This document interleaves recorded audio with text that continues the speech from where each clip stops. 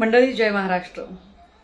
Doctor संपदा मुंडे हत्या की आत्महत्या हा विषय दिवसागणिक अधिक गुंतागुंतीचा होत चाललेला आहे। या प्रकरणाच्या संबंधाने अनेक तपशील आम्ही पुढे आणण्याचा प्रयत्न केला।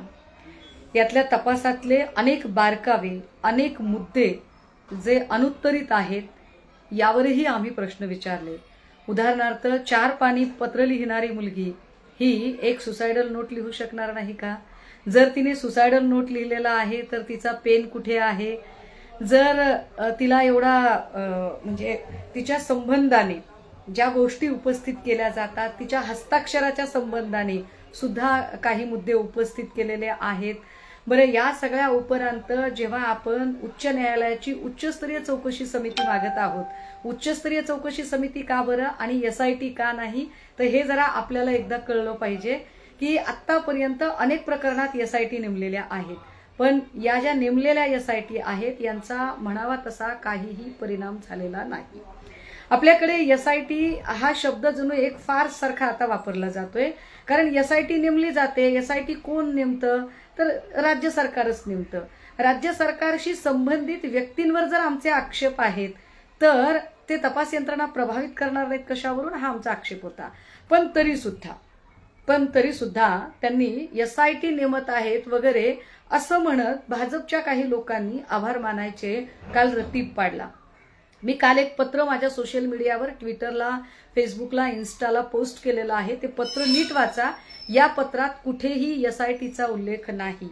या पत्रामध्ये स्पष्टपणे सांगितलेलं आहे की एका तपास अधिकाऱ्याची देखरेख करण्यासाठी नियुक्ती केली जावी। शब्द काय आहे?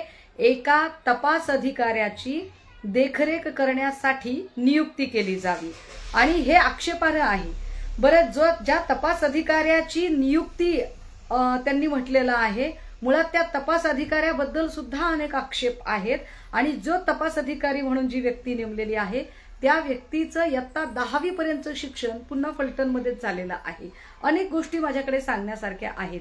म्हणून उच्च न्यायालयाची उच्चस्तरीय समिती ज्याच्यामध्ये सेवानिवृत्त न्यायाधीश काम करतील, जे इथल्या सगळा जो स्थानिकचा जो प्रभाव आहे त्या प्रभावाच्या मध्ये कुठेही येणार नाहीत, त्या तपास यंत्रणा प्रभावित होऊ शकणार नाही, अशा पद्धतीने काम होईल। हा एक भाग।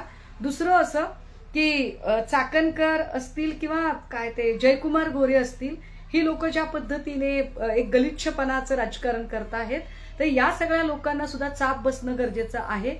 या सगळ्या विषयांचा उहापोह करण्यासाठी आणि एक लेकमाता का लढायचं आहे, तर जर कामाच्या ठिकाणी एका डॉक्टरला त्रास होत असेल तर हा एका व्यक्तीचा प्रश्न नाही, हा त्या संस्थेत काम करणाऱ्या, हा आरोग्याशी निगडीत किंवा शासकीय सेवेत काम करणाऱ्या प्रत्येक व्यक्तीचा प्रश्न आहे।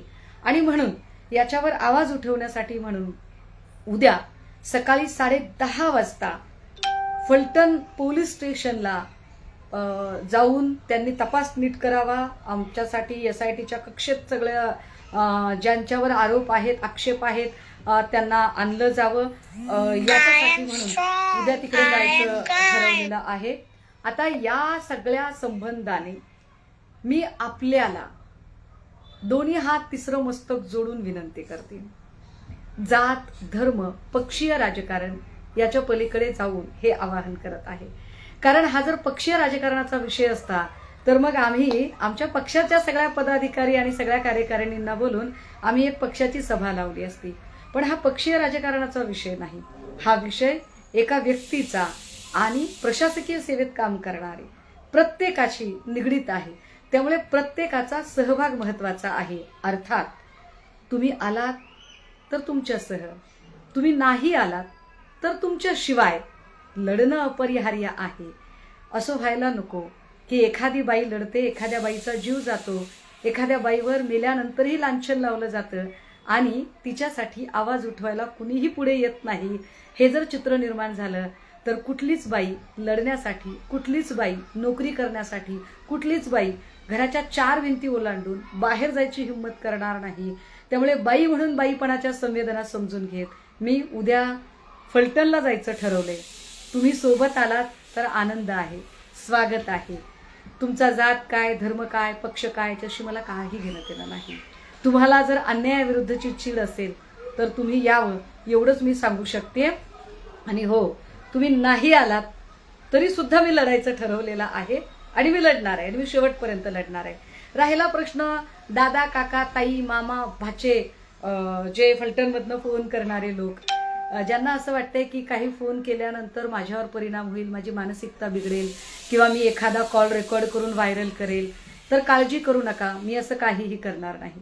मी बाईपणाचं विक्टिम कार्ड अजिबात खेळणार नाही. मी माणूस आहे, मी माणूस म्हणून छानपैकी लढेल. मी स्त्री, पुरुष, जात, धर्म, लिंग, पक्ष याच्या पलीकडे जाऊन काम करणारी आणि माणूसपणाचं मूल्य मान्य करणारी व्यक्ती आहे. त्यामुळे तुमच्या धमक्यांचं भांडवल करणे, तुम्ही जे मला कॉल करता,